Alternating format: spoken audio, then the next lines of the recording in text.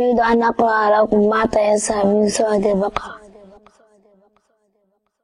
أعوذ بالله من الشيطان الرجيم. بسم الله الرحمن الرحيم. أتأمرون الناس بالبر وتنسون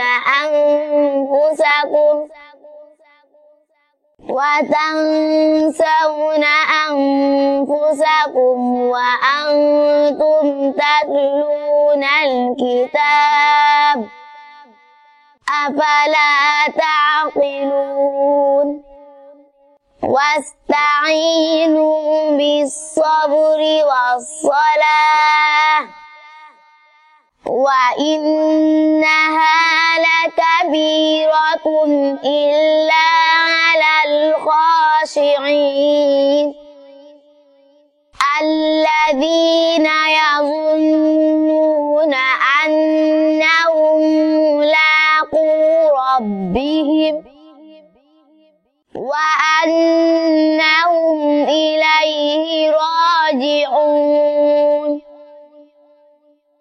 يا بني إسرائيل اذكروا نعمتي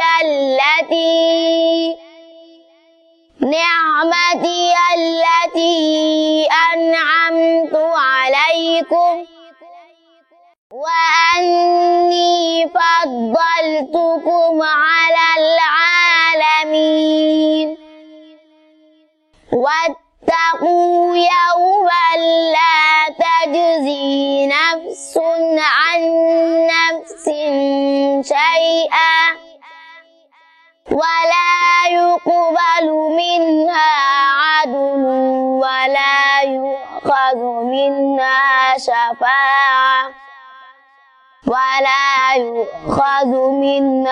شفاعة ولا هم ينصرون.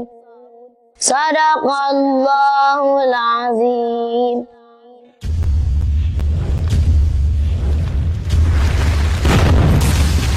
إسلام